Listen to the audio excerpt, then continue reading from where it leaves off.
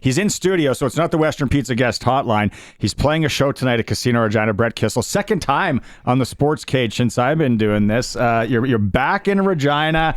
The weather's breaking for you too. And I'm so grateful because I don't know if I'm getting softer now, but like, man, this Saskatchewan cold that we had, it was minus 33 in Saskatoon yesterday, and it just sucked. It just puts a guy in a bad mood. The only time I like being out in the cold like that and I feel like I'm a real tough guy is if I'm out ice fishing. If I'm doing something like that, but if I'm just walking down the streets of Regina or Saskatoon and a minus 33 wind chill is just going right through my vest, like it's not that fun, but I'm still grateful that I get to be back here in the studio with you guys. Are you ice fishing guy in a shack or you go old school just... Well, it all depends. I mean, if you're just there to have a couple of drinks with the boys and cook a couple of hot dogs on the stove, I'm all about that. If you're going to catch some big pike and just wait for some big guys to come along, but I love to perch fish, so you kind of have to go chase fish. So I love to sit on a 5-gallon pail, just hold the spool right in the tip of the crease of my finger, and just a little shake like I got Alzheimer's or Parkinson's or whatever. You just give the Parkinson's shake there, as my grandpa calls it, and then boom, you get some big fish. That's awesome. Okay, let's talk hockey. Sure. Right.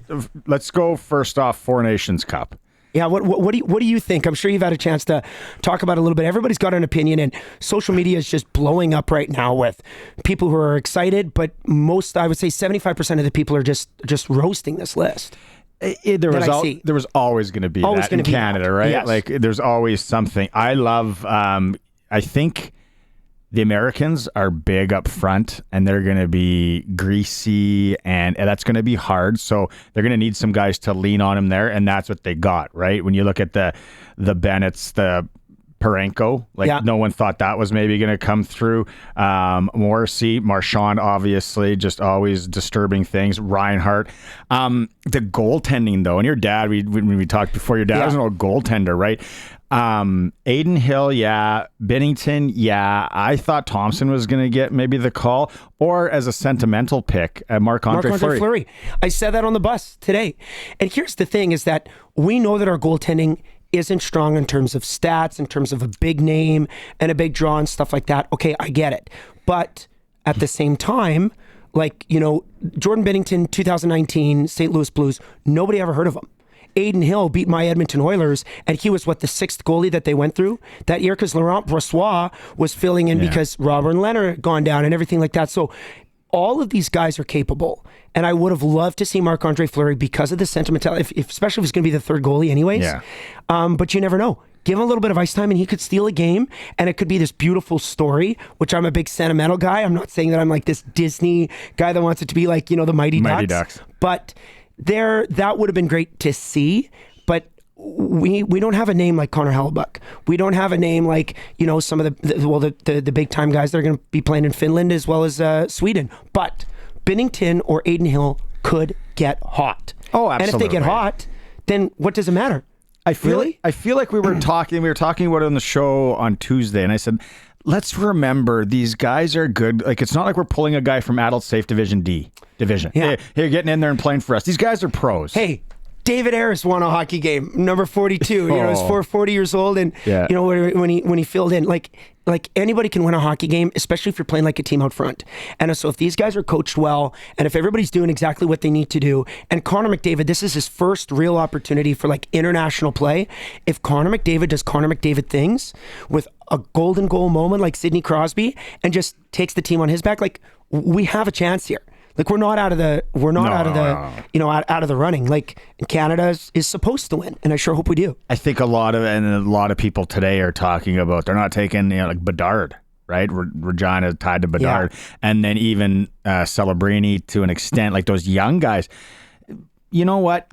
Italy's going to be 12 months away when they do this. Will one of those young guys be there? Probably, but Bedard hasn't had a good season. And they're building for now, and maybe it sends a little message to be like, hey, nothing's given. Yeah, absolutely. He's got a great reputation in the league, and I'm sure, everybody respects him and respects what he's capable of. But here's the thing, when you're a smaller player too, like Marty St. Louis, I remember when he got shafted that year from his own, Stevie Y, right? Yeah. That year going into, I don't know if it was the Olympics or World Cup of Hockey or whatever it was, that was the fire under Marty St. Louis, you know what, that caused him to have such an extraordinary season. Now, that is many years ago now. So you're right, that's going to light a fire under number 98.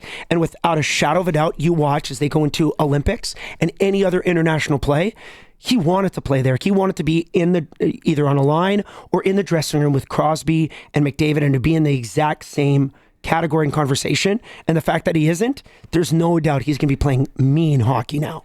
I don't know how none of us know really how the lines are going to go down, and they're going to change all that as they go along. Yeah, have a sip of your tea. I know. Well, she's a little raspy right now, but no, it's good. But when you talk about Connor McDavid, and I think at some point we're going to see McDavid and McKinnon on the same line, and that speed and agility, and then people are talking. You put Braden Point in there, who can fly. A lot of these guys, like that's going to be something we've never seen. If we see that would be, that would be epic. It really would be. The power play, you're going to see that on the power play, but each of these guys needs to be strong enough, to obviously center their own lines. And I think that we might see McDavid and Crosby spend some time because Crosby's such an expert playmaker and he's so smart. His hockey IQ is the highest maybe anybody's ever seen. One hot take that I will say, here we go, that was very interesting, is that even though he's not had a good season, I thought without a shadow of a doubt, because McDavid is the best player, in the world, that they would have brought Hyman to play with McDavid. And I'm surprised that they didn't do that. And McDavid, it's different, but like when Chris Kunitz was added to all these Olympic teams, Regina boy, it was just because he was going to be playing with Crosby. Now, Kunitz contributed. He was not an afterthought or no one was like raising their eyebrows. They just knew you're bringing the line mate for your best player because there's some immediate chemistry there. The fact that Hyman wasn't brought in, I know he was a consideration, but I'm hoping that we can get some chemistry, He's injured. He's and he's coming back. I don't know if he is back for the Oilers. But the thing is, and they mentioned this, and for all the teams, like there's still a lot of hockey to be played until this thing. True. So I don't think there's any guys really burning bridges. They probably said, hey, if something happens, you're next up. True. Which Hyman could be. Here's another, not really a hot take, a thing I learned yesterday. I was texting with a buddy from Finland. Yeah. And I said, oh, you're rostered. He goes, good in goaltending, good up front. And then he dropped this on me. He goes, we only have 8 defensemen playing in the NHL, and we're taking 7. I didn't know that. Neither did I. Very interesting. So that, wow. After that, they got to go AHL. True. Or something, which, this being an NHL thing.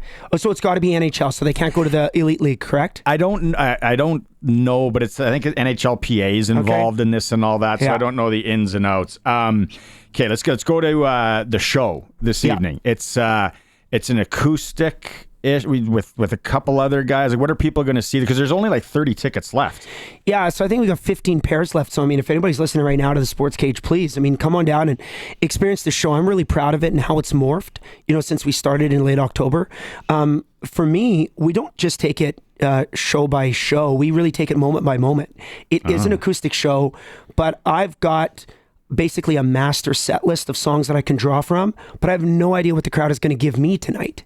So I think it's insensitive and it's inappropriate as an artist and as an entertainer to just have a set list. And this is what I'm going to do, take it or leave it. I've never liked those kind of guys or those kind of shows, because what if there's a special moment that I can really draw on and get everybody in the palm of my hand? Or what if it's a Thursday, no one cares to go to work tomorrow, and everybody's like, screw it, we're going to party all night long. Okay, well then I know I need to turn up the volume and I need to take everybody in a different direction. So the Side You've Never Seen tour is exactly about that. It's as much about the songs as it is about the stories too.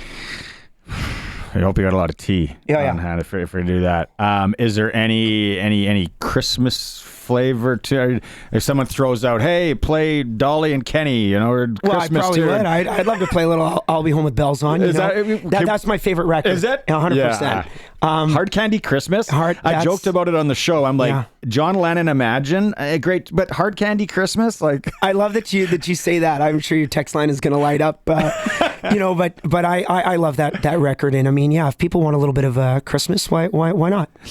When you're on the road and you're busy, right? Like you're in Saskatoon yesterday. From here, you're going to Watrous, to Danceland. Yeah, we're gonna go play that big hall. I was looking up actually if there was a senior hockey game that night. The Winterhawks aren't in town, so you'll be the big show in town for sure. Well, that would have been so cool if some way somehow I would have been able to go and watch or maybe sing an anthem or something. Oh, heads up! I've done that a time or two. Sasky, heads up. Do you like?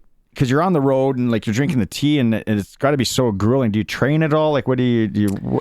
No, it's rest. Rest for the vocals. Without a doubt, like I've learned over time, like where I'm at right now in the RASP, like I know the timing. Like I'm gonna hit the stage at 8 or 8:30, so I've got now about 5 hours to get ready and to get prepped, which means low humming, drinking a lot of tea. And then after this conversation, like I'm not going to talk. I'm just simply not going to talk until it's time for the show. And then your singing voice, for whatever reason, is so much different than your talking voice. I could talk raspy, but then start singing like a bird. So I'm not that worried. Wow. It's about if I can't talk or if I can't even, squeak something out. But it's just because my voice is tired. People are going to want to get into hockey talk, Four Nations talk. And the Casino Regina is an awesome venue. What a great venue. Right. Like the last time we saw you, it was at Connexus Arts Center, which is an awesome venue. My daughter's pissed. I'm like, oh yeah, I'm interviewing Brett Kissel. You met her. She's 11. Yeah. They're at Taylor Swift. It's good that they're there. That's totally fine. That's a great place to be. And what an extraordinary tour that is. Isn't it? That has as much hype in our generation of 2024, this Eras tour, as I swear to you, my opinion is like Woodstock. Like if you were around and said, I went to Woodstock in 1969, that's similar to being like, I went to the Eras tour. Yeah. Like it's such a big cultural thing, in the world right now. Yeah, it's unbelievable. Thanks so much for stopping in and doing this. Thanks, buddy. I appreciate it. Yeah, and we'll do this again for sure. Let's see how this all plays out hockey-wise. And yeah, it's going to be great. I love that they're doing it. I really, really do. And I feel that Canada has every reason to win the gold medal, and I hope they do. I'm going to be going to watch a couple of games for sure. Oh yeah, Sure. I specifically told my agent I'm not booking shows. I'm going to start Montreal or Boston. I want to go to both. Yeah, I want to go to both for sure. I had Eric Francis. He was supposed to send me a link for pre-tickets, and he never did. Francis, what a guy. Yeah. Again, thanks so much. Yeah, thanks, dude. I hope everybody has a great rest of their afternoon. We'll see you at the show tonight. Go see him at Casino Regina, or the Watrous one sold out, the Danceland? Yeah, that's sold out. Might be a few. Is it when they put the stage up? No, the stage is there. It's like they always release a few. Yeah, they kind of did. That's why we got these 30 left for Regina. But yeah, we're playing in Melfort. We're playing in Yorkton, Prince Albert. So we're doing a big Saskatchewan tour. Go to brettkissel.com for all your tickets. That is awesome. Sasky love for Brett Kissel. It is the all-new Sports Cage.